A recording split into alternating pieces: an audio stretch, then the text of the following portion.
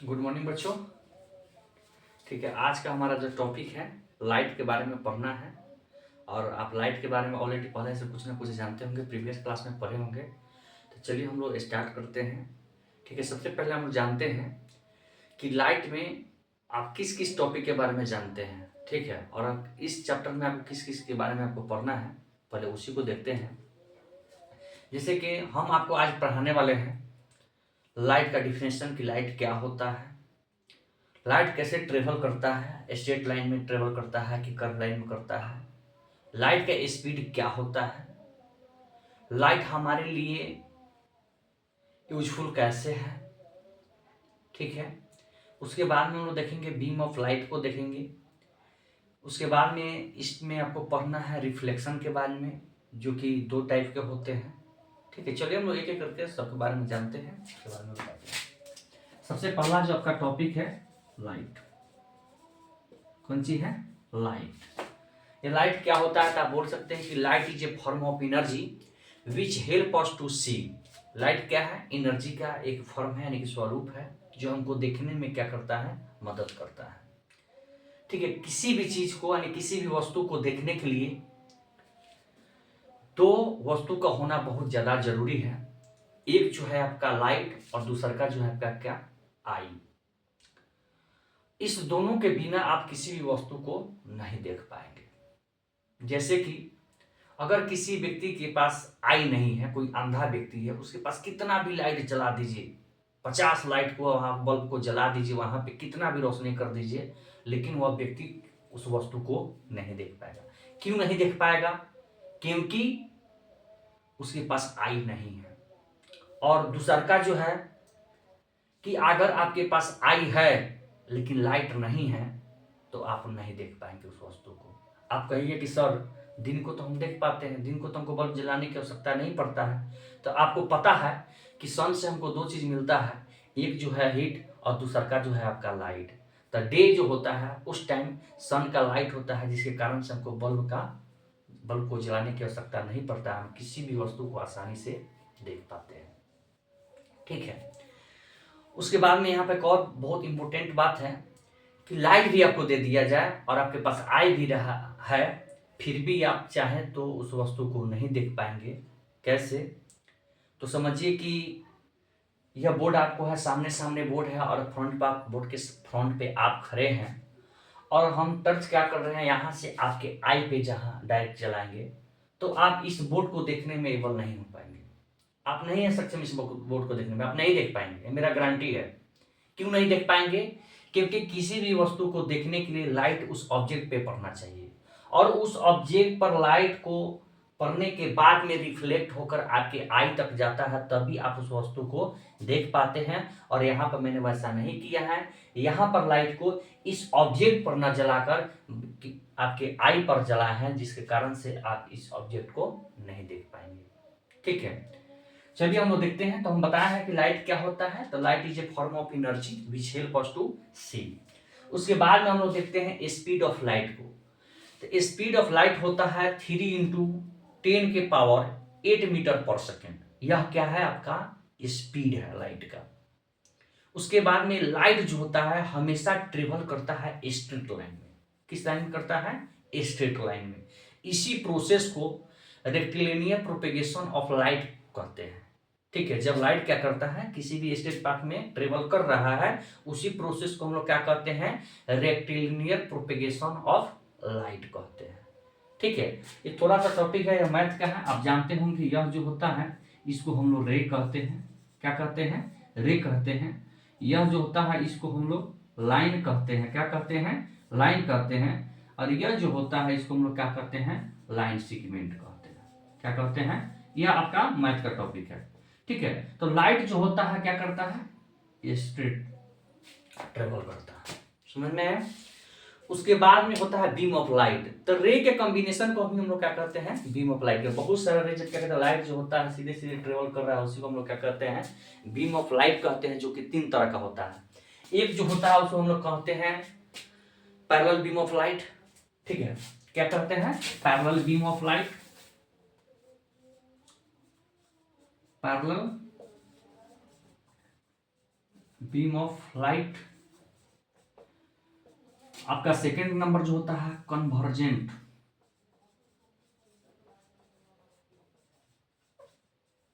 Beam of light. और third जो होता है divergent, divergent beam of light. ठीक है, तब पैरेलल बीम ऑफ लाइट में क्या होता है, लाइट जो होता है पैरेलल ही एक दूसरे आता है। ठीक है, अब पैरेलल का मतलब क्या है कि जब यह जो रे जा रहा है इसके बीच का हमेशा का जो डिस्टेंस होना चाहिए इक्वल होता है, लेंथ जो होता है इक्वल होता है, उसी को हम लोग क्या कहते हैं, पैरेलल कहते हैं। यह एक दूसरे के क्या है, पैरेलल है। यह हमेशा कहीं भी टच होने वाला नहीं है, कहीं पे जाकर नहीं मीट हो सकता है। अब जैसे कि एक इस तरह कर दिए और इस तरह कर दिए, तो यहाँ का जो लेंथ वो क्या है, मैक्सिमम है, लेकिन यहाँ पर आते हुए लेंथ क्या हो रहा है, डिक्रीज हो रहा है, डिसेंडिंग ऑर्डर में जा रहा है। एक समय ऐसा आएगा कि आते आते या क्या हो जाएगा, दोनों एक जगह मीट कर जाएगा, मिल जाएगा, तो उसको हम पैरेलल नहीं कर सकते। पैरेलल का मतलब यह है कि हमेशा उस दो रे के बीच का जो लेंथ है वो इक्वल होना चाहिए, उसी को हम लोग क्या कहते हैं, पैरेलल कहते हैं। सेकेंड जो है कन्वर्जेंट। कन्वर्जेंट में क्या होता है कि बहुत सारा बीम ऑफ लाइट जो होता है अलग अलग डायरेक्शन से, डिफरेंट डायरेक्शन से आते हैं और एक सिंगल पॉइंट पर मिल जाते हैं, तो उसी को हम लोग क्या कहते हैं, कन्वर्जेंट बीम ऑफ लाइट कहते हैं। क्या कहते हैं, कन्वर्जेंट बीम ऑफ लाइट कहते हैं। थर्ड नंबर है आपका डाइवर्जेंट बीम ऑफ लाइट, हम आपको पीडीएफ देंगे। थर्ड आपका क्या है, डाइवर्जेंट बीम ऑफ लाइट। इसमें क्या होता है कि किसी एक सिंगल पॉइंट से, क्या, किसी एक सिंगल पॉइंट से वो जो लाइट होते हैं अलग अलग डायरेक्शन में चला जाए, उसी को हम लोग क्या कहते हैं, डाइवर्जेंट बीम ऑफ लाइट। आप कभी कभी सुने होंगे, हमारे घर के, आपके घर के मम्मी पापा जो होते हैं कि बोलते हैं कि हमेशा अपने दिमाग को डाइवर्ट करते रहता है, इधर उधर डाइवर्ट करते रहता है, यानी कि एक जगह निश्चित नहीं पाता, एक जगह कॉन्फिडेंस के साथ मैंने उसको कहते कि नहीं कि हाँ डाइवर्ट कर रहा था, उसी तरह से ही बना हुआ है डाइवर्जेंट, यानी कि एक सिंगल पॉइंट से अलग अलग डायरेक्शन में चले जाना। तो ये आपको समझ में आ गया कि बीम ऑफ लाइट कितने तरह के होते हैं, 3 तरह के होते हैं। एक जो होता है उसको क्या कहते हैं, पैरेलल बीम ऑफ लाइट कहते हैं। सेकंड जो होता है उसको क्या कहते हैं, कन्वर्जेंट बीम ऑफ लाइट कहते हैं। और थर्ड जो होता है उसको क्या कहते हैं, डाइवर्जेंट बीम ऑफ लाइट कहते हैं। चलिए अगला जो हमारा नेक्स्ट टॉपिक है वह है सोर्स ऑफ लाइट। कौन सी है, सोर्स ऑफ लाइट। आप सोर्स ऑफ लाइट कहने के बाद आप सोर्स ऑफ मनी का नाम सुने होंगे, सोर्स ऑफ मिल्क सुने होंगे, सोर्स ऑफ फूड पढ़े होंगे, जब 5, 6, 7 क्लास में पढ़ते होंगे तो न्यूट्रिएंट वाला जो चैप्टर होगा, पहले चैप्टर का नाम दिया होगा सोर्स ऑफ फूड। तो सोर्स ऑफ फूड कहने का मतलब क्या होता है, तो the object from which we obtain the food is called source of food, यानी कि जहां से हमको भोजन मिल रहा है वो हम क्या कहते हैं, उसका स्रोत कहते हैं, सोर्स कहते हैं। उसी तरह से यहां पर क्या कर रहा है, सोर्स ऑफ लाइट है। कौन सी है, सोर्स ऑफ लाइट। तो ऐसा ऑब्जेक्ट जहां से हमको लाइट मिल रहा है, कौन सी, ऐसा ऑब्जेक्ट जहां से हमको लाइट मिल रहा है, उसी को हम लोग क्या कहते हैं, सोर्स ऑफ लाइट कहते हैं। क्या कहते हैं, सोर्स ऑफ लाइट कहते हैं। जैसे बल्ब से मिल रहा है, कैंडल से मिल रहा है, लैंप से मिल रहा है, सन से मिल रहा है, तो ये सब क्या है, सोर्स ऑफ लाइट है। क्या है, सोर्स ऑफ लाइट है। और इसी के बेस पे वस्तु को 2 कैटेगरी में बांटा गया है। एक को हम लोग कहते हैं लुमिनस ऑब्जेक्ट और दूसरा का जो होता है उसको हम लोग कहते हैं नॉन लुमिनस ऑब्जेक्ट। चलिए हम लोग पहले देखते हैं कि लुमिनस ऑब्जेक्ट क्या होता है। तो the object which have on light, बहुत सारे बुक में दिया रहता है इमिट लाइट, दोनों डिफिनेशन जो है सेम ही है। The object which have on light is called luminous object और the object which have not on light is called non luminous object. यानी जिसके पास अपना खुद का प्रकाश हो, उसे प्रकाश निकल रहा हो, इमिट हो रहा हो, उसी को हम लोग क्या कहते हैं, लुमिनस ऑब्जेक्ट कहते हैं। और जिसके पास अपना खुद का प्रकाश नहीं हो, उसको देखने के लिए किसी और जगह से सोर्स ऑफ लाइट की जरूरत पड़े, उसी को हम लोग क्या कहते हैं, नॉन लुमिनस ऑब्जेक्ट कहते हैं। जैसे कि कैंडल है, बल्ब है, स्टार है, सन है, ठीक है, ये सब क्या है, लुमिनस ऑब्जेक्ट है। क्या है, लुमिनस है, क्योंकि इससे लाइट इमिट हो रहा है, यहाँ से निकल रहा है, इसको देखने के लिए किसी और लाइट की आवश्यकता नहीं। लेकिन आपका नॉन लुमिनस जो है, नॉन लुमिनस ऑब्जेक्ट जो है, जैसे कि यह बोर्ड है, क्या है, यह बोर्ड है, यह मार्कर है, हम खुद को, ठीक है, आप खुद, हम लोग सब क्या है, नॉन लुमिनस है। अगर हम लोग लुमिनस होते तो इस बल्ब को जलाने की कोई जरूरत नहीं था। या अगर बोर्ड जो है यह आपका लुमिनस में आता तो यहाँ पे यानी कि लाइट की कोई आवश्यकता नहीं था। जैसे अंधेरा होता है इसमें हम पढ़ाते रहते, आप भी पढ़ते रहते, हम भी पढ़ाते रहते। लेकिन ऐसा होता है? ऐसा नहीं होता है। क्यों नहीं होता है? क्योंकि ये नॉन लुमिनस ऑब्जेक्ट है। इतना समझ में आया? चलिए अब हम लोग देखते हैं रिफ्लेक्शन के बारे में। क्या करते हैं? रिफ्लेक्शन के बारे में। रिफ्लेक्शन को समझने से पहले आप एक टर्म और समझ लीजिए कि जो रे किसी ऑब्जेक्ट पर फॉल होता है, ठीक है, कोई भी रे या कोई भी लाइट जो आ रहा है, रे जो क्या हो रहा है, किसी ऑब्जेक्ट पर फॉल हो रहा है, लाइट फॉल कर रहा है, तो वो जो आने वाला लाइट जो होता है, जो रे जो इंडिकेट करता है, उसको हम लोग कहते हैं इंसिडेंट रे। क्या कहते हैं? Incident ray.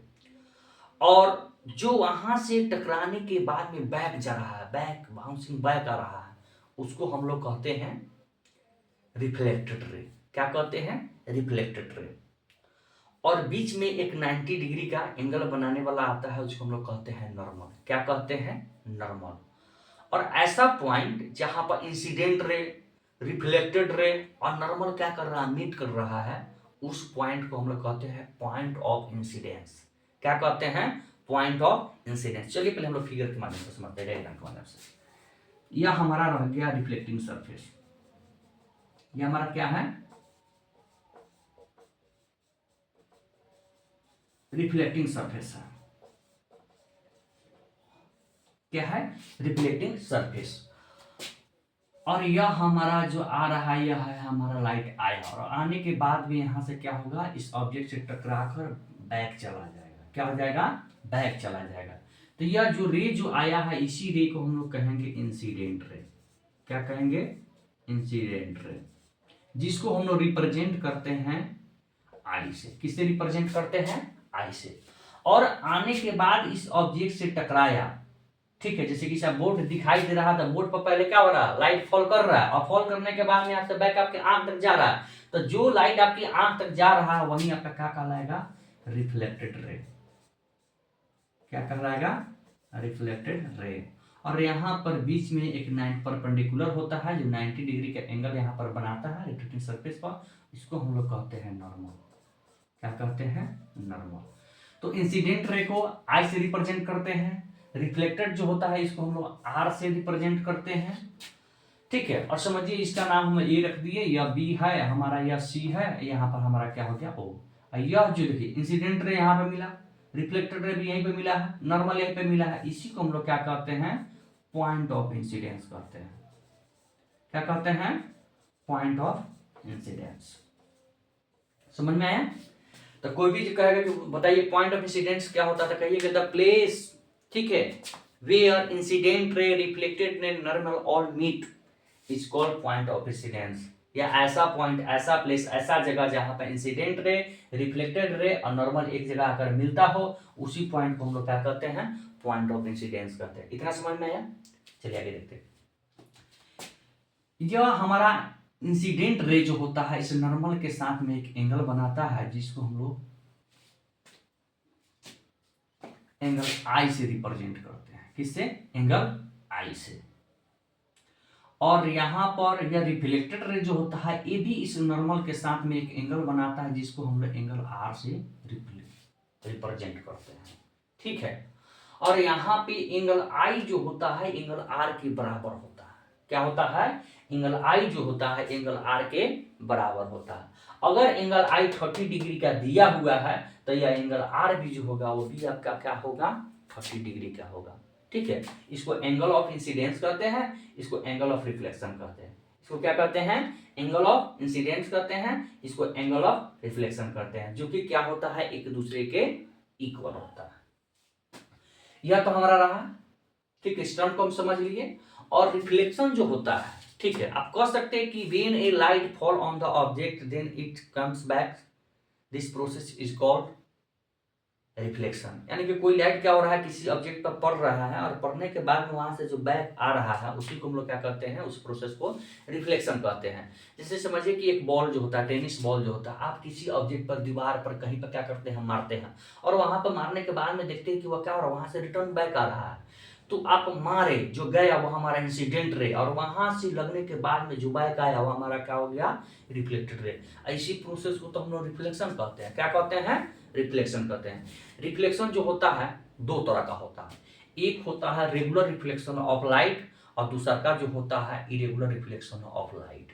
ठीक है, रेगुलर रिफ्लेक्शन ऑफ लाइट कब होगा और इरेगुलर रिफ्लेक्शन ऑफ लाइट कब होगा, इसके लिए भी कुछ शर्त है। रेगुलर रिफ्लेक्शन ऑफ लाइट के लिए आपका सरफेस जो होता है, रिफ्लेक्टिंग सरफेस, उसका स्मूथ या पॉलिश्ड होना जरूरी है। ठीक है, ऐसा सरफेस जो स्मूथ हो और पॉलिश्ड हो, इस दोनों में से कोई एक हो, तो वहां पर जब भी रिफ्लेक्शन होगा रेगुलर रिफ्लेक्शन ऑफ लाइट होगा। क्या होगा, रेगुलर रिफ्लेक्शन ऑफ लाइट होगा। बोल सकते हैं सर इरेगुलर में क्या होगा, तो वहां पर क्या होता है, इरेगुलर रिफ्लेक्शन ऑफ लाइट के लिए आपका सरफेस जो होता है रफ होना चाहिए। क्या होना चाहिए, रफ होना चाहिए। जहां पे आपको रफ सरफेस होगा वहां पर जब भी रिफ्लेक्शन होगा इरेगुलर रिफ्लेक्शन ही होगा। क्या होगा, इरेगुलर रिफ्लेक्शन ही होगा। चलिए डायग्राम के माध्यम से हम समझाते हैं। ठीक है, और आप पहले समझिए आपकी रेगुलर और इरेगुलर में डिफरेंस क्या है। देखिए रेगुलर रिफ्लेक्शन में क्या होता है कि पैरेलल बीम ऑफ लाइट आता है। क्या होता है, पैरेलल तो पहले ही बताया है कि वो दो रे के बीच के जो लेंथ होता है वो हमेशा क्या होना चाहिए, इक्वल होना चाहिए।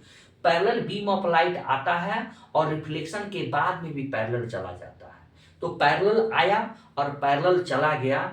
ठीक है, तो इसी प्रोसेस को हम लोग क्या कहते हैं, रेगुलर रिफ्लेक्शन ऑफ लाइट कहते हैं। और ऐसा होना इसलिए हुआ है क्योंकि यहाँ का सरफेस जो होगा या तो स्मूथ होगा या तो पॉलिश होगा, इसलिए यहाँ पर रेगुलर रिफ्लेक्शन ऑफ लाइट होगा। और इरेगुलर में क्या होता है कि पैरेलल तो आता है लेकिन पैरेलल जाता नहीं है, पैरेलल आएगा अनपैरेलल चला जाएगा। क्यों ऐसा हुआ है, क्योंकि वहां का जो सरफेस है, कौन सा सरफेस, रिफ्लेक्टिंग जो सरफेस है वो आपका रफ है, इसलिए वहां पे इरेगुलर रिफ्लेक्शन ऑफ लाइट हुआ है। ठीक है, आगे का जो टॉपिक है कल हम लोग पढ़ेंगे लेंस के बारे में। ठीक है, और इसके बेस पर कुछ न्यूमेरिकल होता है उसको भी हम लोग पढ़ेंगे, नहीं तो वीडियो जो है वो काफ़ी टाइम का हो जाएगा। और यह जो है आपको 8 में 9th में 10th तक आपका पीछा छोड़ने वाला यह चैप्टर नहीं है, इसलिए इस चैप्टर को आप अच्छी तरह से पढ़िएगा। Thank you.